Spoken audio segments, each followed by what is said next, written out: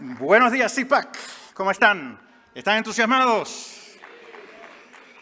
Pues la verdad es que esto es un sueño hecho realidad. Piénsenlo, este es el primer CIPAC en un país hispano, aquí en México. Empezamos un movimiento, como bien dijo Eduardo. Y tengo que reconocer a Eduardo. Yo conozco a Eduardo de hace mucho, mucho tiempo. Cuando yo trabajaba en la administración del presidente Bush y él empezaba a promover la película Vela. ¿Se recuerdan de aquella película? Y encontré en él un joven decidido, comprometido, con unas convicciones claras y un amor muy profundo por México. Yo no conocía tanto México y desde que conocí a Eduardo empecé a venir a México y me di cuenta del valor y lo extraordinario que es este pueblo. Ustedes tienen aquí un tesoro muy grande, Nuestra Señora de Guadalupe. Este es un pueblo cristiano, este es un pueblo de valores.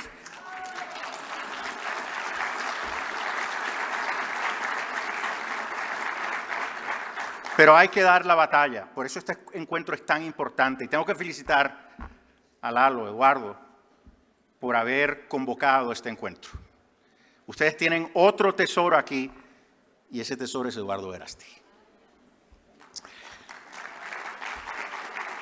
Pues es un placer estar con ustedes esta mañana para hablar de la crisis migratoria que enfrenta Estados Unidos. Reconozco que lo que estamos experimentando en nuestra frontera con México es parte de una crisis mucho más amplia, que afecta a una gran parte de los países del hemisferio. Sin embargo, no puede haber duda de que una de las principales causas de esta crisis, aún a nivel regional, son las políticas migratorias desenfocadas de la administración del actual incumbente de la Casa Blanca, Joe Biden. Y es que la decisión de Joe Biden de esencialmente abrir de par en par la frontera sur de los Estados Unidos ha incentivado a millones de personas a emprender el peligroso viaje a nuestro país, a los Estados Unidos. Ha desatado un movimiento masivo e irregular de personas a través de la región, tanto así que hoy por hoy, de América Latina a la frontera sur de los Estados Unidos, se ha creado un corredor de terror en el que millones de personas son víctimas de todo tipo de crimen y violencia. Consideremos que desde que Joe Biden asumió la presidencia, 3.5 millones de personas han llegado a la frontera sur. Y estas son las personas que el gobierno ha podido contabilizar, ya sea porque han sido detenidas o porque se han entregado a la patrulla fronteriza. Muchos más, millones más, han entrado irregularmente al país. Se estima que de cada uno detenido, 2 entran ilegalmente sin ser detectados al país. En el mes pasado, solamente 230,000 inmigrantes llegaron a nuestra frontera. Que quede claro. Esta es una marea, un verdadero tsunami de personas. Es algo sin precedentes. Jamás habíamos visto algo así en la frontera sur y en la región. Los números de personas que llegan a nuestra frontera son los más altos desde que el gobierno comenzó a registrar el número de personas que llegan irregularmente a la frontera con México.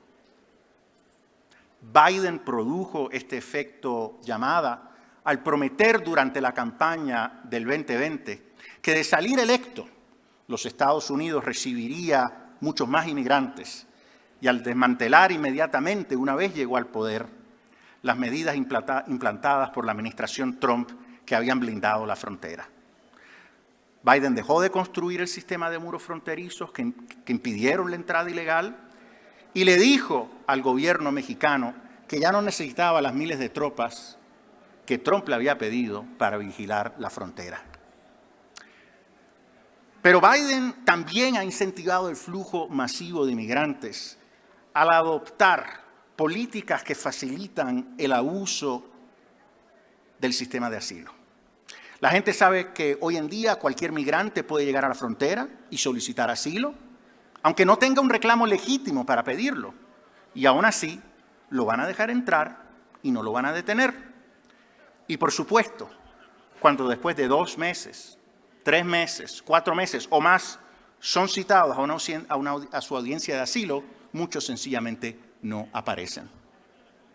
Biden rescindió además el protocolo de protección de inmigrantes, la llamada política de permanecer en México, que requería que aquellos que pidieran asilo en un punto de entrada en la frontera esperaran en México mientras su caso fuese adjudicado. Y entiendo que esto pudiera haber molestado a algunos aquí en México, pero la realidad es que la política contribuyó grandemente a disuadir a millones de migrantes de emprender ese viaje tan peligroso a los Estados Unidos, lo que llevó a una reducción considerable en el flujo irregular de personas a través de México. Ahora, sin esa política, irónicamente, hay muchos más inmigrantes atravesando México y concentrados en la frontera en terribles circunstancias.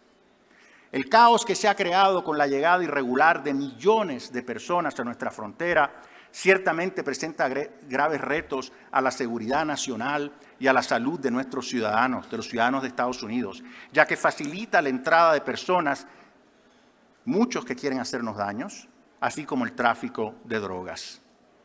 El año fiscal que acaba de terminar, la patrulla fronteriza detuvo a 98 personas en la lista de vigilancia de terroristas del FBI, lo que es un número sumamente alto si consideramos que el número combinado durante los 5 años anteriores fue solo de 26.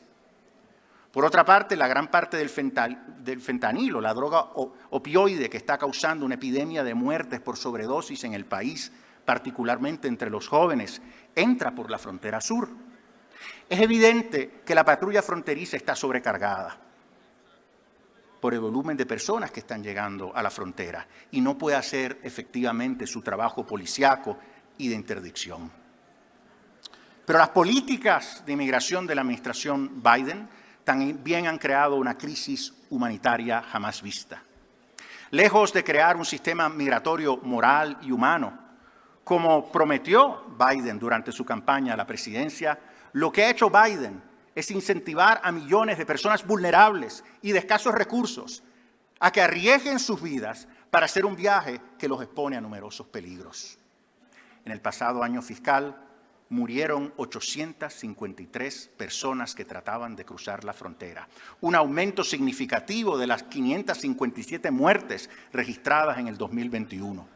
El número total de muertos seguramente es más alto, pues a veces los cadáveres son encontrados por otras agencias policíacas, estatales o locales y no son reportadas.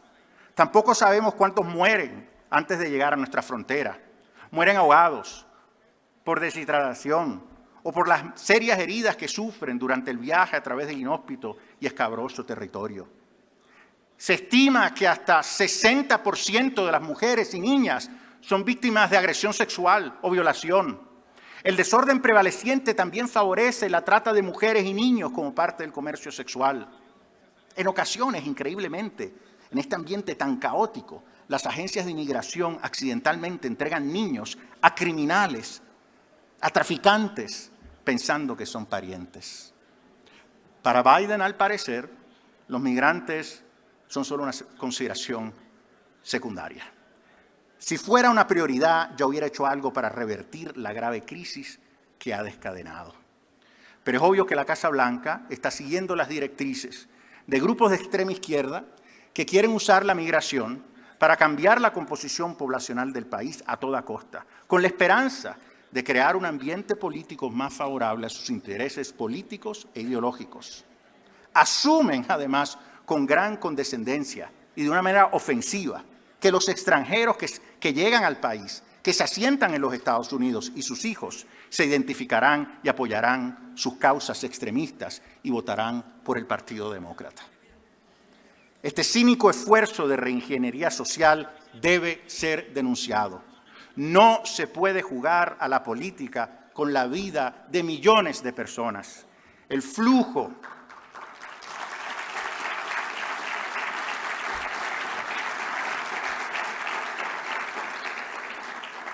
flujo masivo de migrantes que estamos viendo es, como ha dicho el cardenal católico africano Robert Sarah, una nueva forma de esclavitud a la cual debemos ponerle fin. Los demócratas, por otra parte, argumentan que para atender la situación de la frontera es absolutamente necesario que el Congreso de Estados Unidos apruebe una reforma migratoria amplia, integral. Ustedes lo han escuchado, la reforma integral. Pero esto sencillamente no es cierto. Para resolver esta crisis, lo que se necesita es fuerza de voluntad. En definitiva, que la administración haga cumplir la ley migratoria en la frontera y deje que la patrulla fronteriza haga su labor policíaca para impedir la entrada ilegal de personas y drogas. Y de paso, no sería una mala idea restablecer las efectivas políticas migratorias que el presidente Trump implantó y que lograron que el gobierno pudiera mantener el control operacional de la frontera.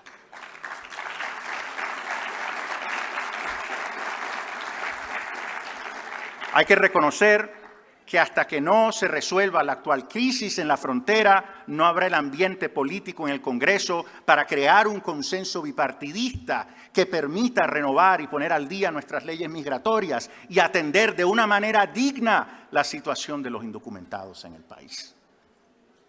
Cabe aclarar, por último, que contrario a lo que alegan la izquierda, los activistas progre, los demócratas, los líderes republicanos y conservadores como yo, que apoyan medidas fuertes de seguridad fronteriza, no somos antimigrantes. Pero lo escuchan, ¿verdad? Es que ellos son antimigrantes.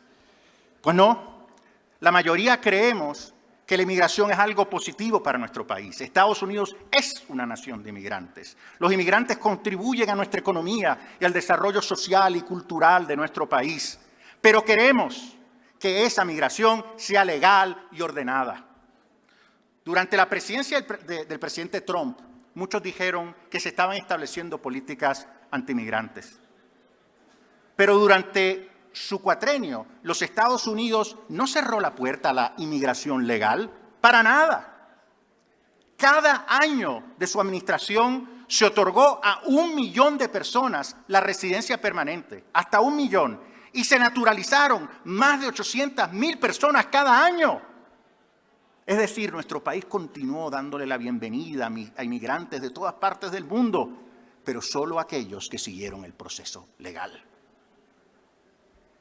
Es hora de rechazar la falsa narrativa de la izquierda y de las élites globalistas de que las políticas de fronteras abiertas son justas y humanas. Todo lo contrario. Un país sin fronteras protegidas compromete la seguridad tanto de sus ciudadanos como la de aquellos que quieren entrar sin permiso. La seguridad en la frontera, garantizar la seguridad en la frontera es una política humana pro-inmigrante y tenemos que hablarlo claro. Un país sin fronteras no es un país soberano. Muchas gracias. Que Dios los bendiga.